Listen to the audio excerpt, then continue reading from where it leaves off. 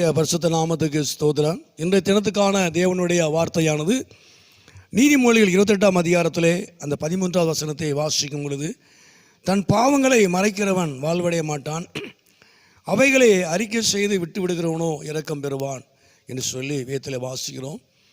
அவைகளை அறிக்கை செய்து விட்டு விடுகிறவன் தேவனுடைய இரக்கத்தை பெறுவான்.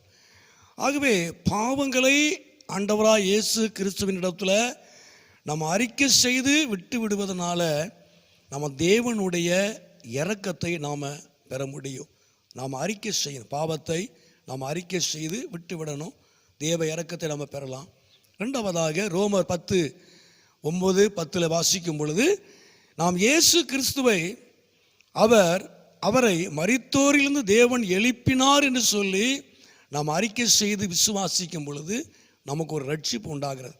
ஆண்டவராய் இயேசு கிறிஸ்து எனக்காக மரித்தார், எனக்காகவே உயிரோடு கூட எழுந்தார் என்று சொல்லி, என்னுடைய பாவத்துக்காக மரித்தார் என்று சொல்லி நாம் அவரை அறிக்கை செய்து அவரை விசுவாசிக்கும் பொழுது, தேவன் அவரை எழுப்பினார் என்று சொல்லி அறிக்கை செய்து நாம் விசுவாசிக்கும் பொழுது நமக்கு ஒரு பூரண ரட்சிப்பு உண்டாகிறது.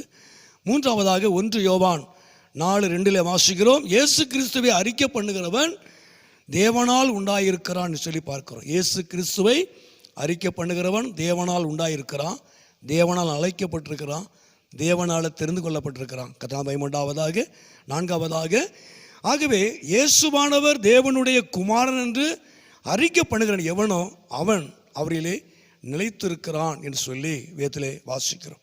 உண்மையாகவே ஆண்டவராய இயேசு கிறிஸ்துவை நாம் அறிக்கை பண்ணுவதனால நாம் தேவனால் உண்டாயிருக்கிறோம், தெரிந்து கொள்ளப்பட்டிருக்கிறோம். அவரை அறிக்கை பண்ணுவதனால நாம் அவரிலே நிலைத்திருக்கிறோம், தேவனும் நம்மளே நிலைத்திருக்கிறார். அவர் மரித்தோரிலிருந்து தேவன் எழுப்பினார் என்று சொல்லி அவரை அறிக்கை செய்து விசுவாசிக்கும் பொழுது நமக்கு ரட்சிப்பு உண்டாகிறது. நம்முடைய பாவங்களை அறிக்கை செய்து விட்டுவிடும் பொழுது தேவன் நமக்கு இரக்கத்தை காண்பிக்கிறார். உண்மையாகவே நாட்களிலே நாம் அவரை அறிக்கை செய்யணும், தேவன் நம்மளை ஆசீர்வதிப்பார். ஜெபம். உங்களை அதிகமாக நேசிக்கிற நல்ல பிதாவே, அருமையான ஆண்டவரே, இந்த நேரத்துக்காக நன்றி செலுத்துகிறோம். இந்த சத்தத்தை கேட்டுக்கொண்டிருக்கிற அருமையான நம்முடைய பிள்ளைகளை என் தேவன் ஆசீர்வதியும், உம்முடைய நாமத்தை மகிமைப்படுத்தும், எல்லாருடைய வாழ்க்கையிலையும் நன்மையும் கிருபையும் தொடர்வதாக ஆசீர்வதியும். இயேசுவின் நாமத்தில் ஜெபிக்கிறோம் நல்ல பிதாவே. ஆமேன், ஆமேன்.